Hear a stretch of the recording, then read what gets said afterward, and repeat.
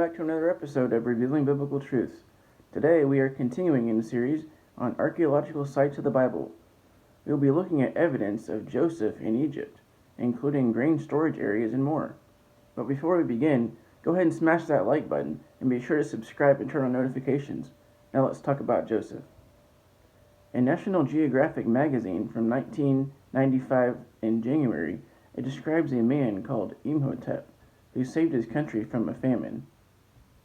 Perhaps most confident was Imhotep, the architect who probably conceived of building Djoser's tomb completely from stone.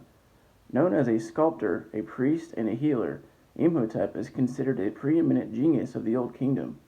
He assembled one workforce to quarry limestone to ship the crude blocks by boat to Saqqara, and yet another to haul the stone to the site, where master carvers shaped each block and put it in place.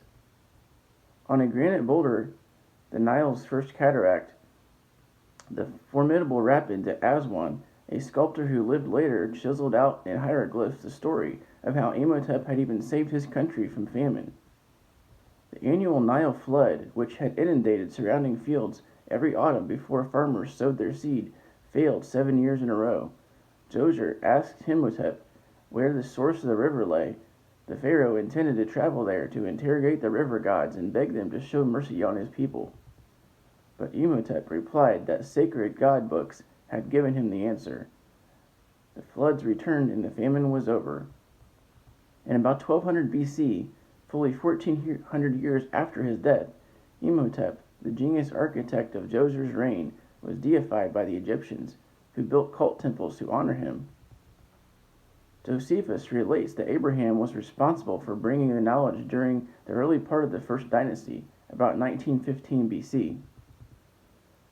It would be about 200 years later when Joseph would be elevated to his high position in Egypt, second only to the pharaoh.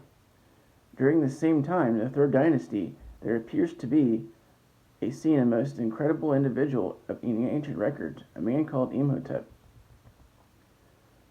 For many years, Egyptologists had doubted that Imhotep had been a real person. They found it rather difficult to believe that various accomplishments credited to him in the accounts written over 1,000 years after he was supposed to have lived. At times, Imhotep has been termed the Leonardo da Vinci of ancient Egypt, but in fact he was more than that. Da Vinci gained the reputation of a genius, but Imhotep was eventually elevated to the status of a god. In Egypt's long list of gods, there are very few who ever actually were living among them, but Imhotep did. Manetho wrote about Djoser the pharaoh. During his reign lived Imhotep, who because of his medical skill has the reputation of Asclepius among the Egyptians, and who was the inventor of the art of the building of hewn stone. It was this statement that caused the specialists to doubt the existence of a real man named Imhotep. But in 1926, the question was settled once and for all. Imhotep was a real man. When excavations were carried out at the Step Pyramid at Saqqara, fragments of a statue of the pharaoh Djoser was found. The base was inscribed with the names of Djoser and of Imhotep, chancellor of the king of Lower Egypt, chief under the king, administrator of the great palace, hereditary lord, high priest of Heliopolis, Imhotep the builder, sculptor, and maker of stone bases. In this inscription showing the name and titulary of Imhotep in the third row to the left, and the Horus name of Djoser. This inscription was found on the base of a sculpture of Djoser, thus indicating Imhotep was a real man as opposed to a god. Does this fit what we know of Joseph? The Bible is quite clear on this high rank under a pharaoh. Thou shalt be over my house, and according to thy word shall all my people be ruled. Only in the throne will I be greater than thou. And he made him to ride in the second chariot which he had, and they cried before him, Bow the knee. And he made them ruler over all the land of Egypt. And Pharaoh said unto Joseph, I am Pharaoh, and without thee shall no man lift up his hand or foot in all the land of Egypt. The first evidence which connects Imhotep with Joseph is an amazing inscription found carved on a large rock on the island of Siel, just below the first cataract of the Nile. This inscription claims to be a copy of the document written by Djoser in the 18th year of his reign. this copy being written over 1,000 years after the events it's claimed to be relating. It goes on to tell of a 7-year famine and 7 years of plenty. Let's look at a few passages of this inscription and compare them with the biblical account, keeping in mind that this was written a millennium after the events it claims to be describing. The inscription begins with a great distress of the Pharaoh. I was in distress on the great throne. The Bible says, and it came to pass in the morning that his spirit was troubled. In the inscription, the Pharaoh was troubled about a famine and asked Imhotep who the god of the Nile was, so he can approach him about the drought. I asked him who the chamberlain, Imhotep the son of Ptah, what is the birthplace of the Nile? Who is the god there? Who is the god? Imhotep answers, I need the guidance of him who presides over the fowling net. The Bible says, and Joseph answered Pharaoh and said, it is not in me. God shall give Pharaoh an answer of peace. In the Egyptian text above, Imhotep is termed the son of Ptah, who was the Egyptian god known as creator of everything else, including other gods.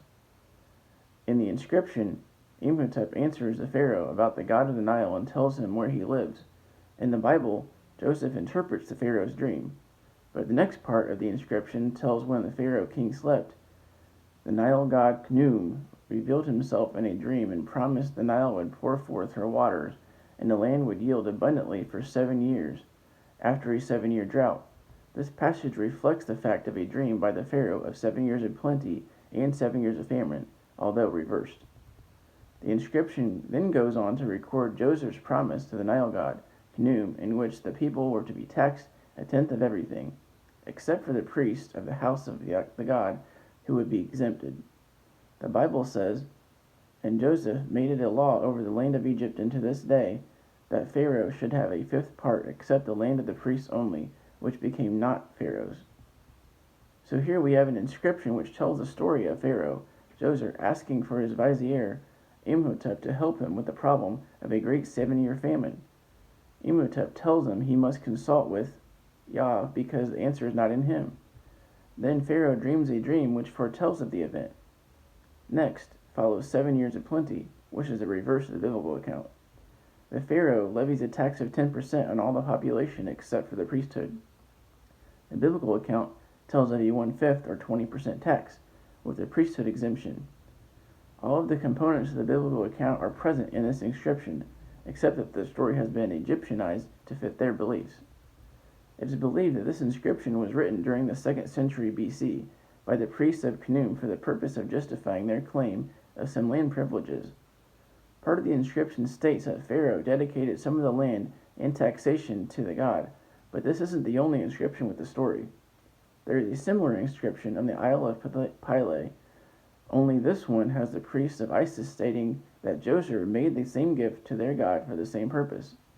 Just as the story of the flood is found in almost every ancient culture, but is twisted, here we find the story of Joseph, only it is twisted also to fit the needs of the priests of the various gods in substantiating their claims to certain land. There are several others who claim other items concerning Imhotep which continue to fit the biblical account. We know that Pharaoh of Joseph had been king for an unknown period of time when Joseph was finally brought to him to interpret his dream, and the evidence showed that Imhotep was not Joseph's vizier early in his reign. In fact, no mention is made of Imhotep on Joseph's earlier monuments. Imhotep was not the architect of Joseph's tomb built at Beit Kalav, which was probably undertaken soon after he became king. In the earlier tomb, which is similar to the preceding dynasties at Saqqara, there lay clay ceilings of jars which record Joseph's name, his mother's name, and the names of numerous other officials from his reign, but not Imhotep's, which indicates he hadn't been appointed to his position yet. The standard practice was for the pharaoh always to appoint men to office as soon as he took the throne, with family members being the highest ranked. All available information about Imhotep continues to point to his identification with Joseph.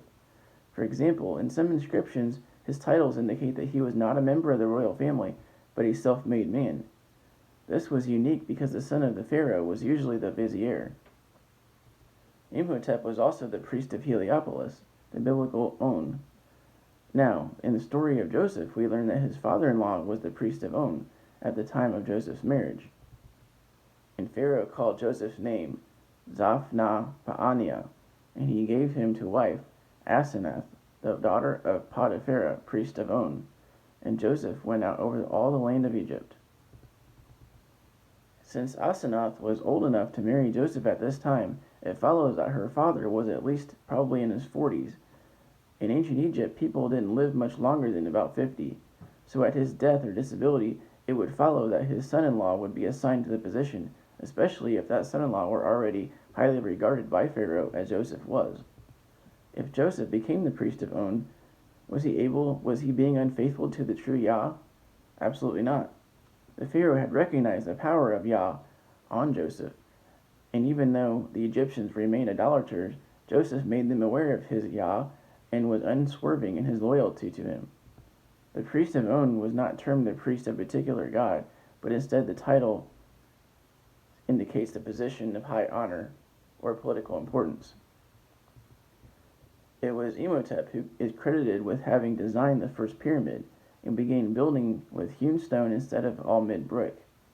If we look at the ancient Egyptian history, we can see evidence which shows that it was during this time of Djoser that Egypt became a truly great nation, since it had gathered the wealth from all the surrounding nations by selling them grain during the famine.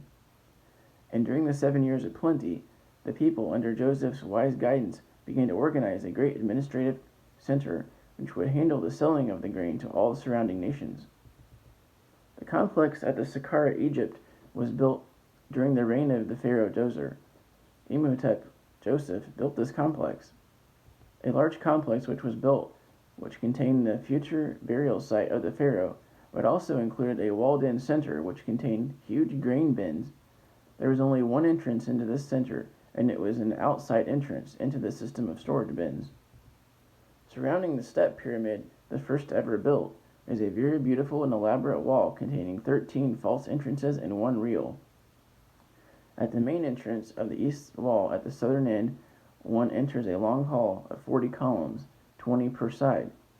Each column is connected to the main wall by a perpendicular wall, forming small cubicles between each column. As you exit this colonnade and walk straight ahead, you come to a series of very large pits, which extend deep into the earth. These are extremely large in size, much larger than any burial chamber. They are centrally accessible by a connecting tunnel, extended to well above ground level, and one has a staircase extending down to the bottom. For this reason, we know that they were not built as tombs. If they were, they would have been constructed underground, and certainly would not have been so incredibly large. In the pharaoh's burial complex under the pyramid, we find matching bins for the king and his family's afterlife, and in these bins were found grain and other foodstuffs. In the biblical account, we learn that Joseph appointed men throughout the land of Egypt to oversee the gathering and storing of the grain in all cities. Let Pharaoh do this, and let him appoint officers over the land, and take up the 5th part of the land in Egypt in the 7 plenteous years, and let them gather all the food of those good years that come, and lay up corn under the hand of Pharaoh, and let them keep food in the cities. All of this evidence fits perfectly in the story of Joseph, and it is one of the best preserved sites in Egypt, certainly of the very old structures, and this is consistent with Yah's preservation of most important evidences which confirm the accuracy of his word. Next time on Revealing Biblical Truths, I will be showing you the evidence of the cave of Machpelah in Genesis. If you enjoyed this video, like, share, and subscribe. Thanks for watching. Till next time, Shalom.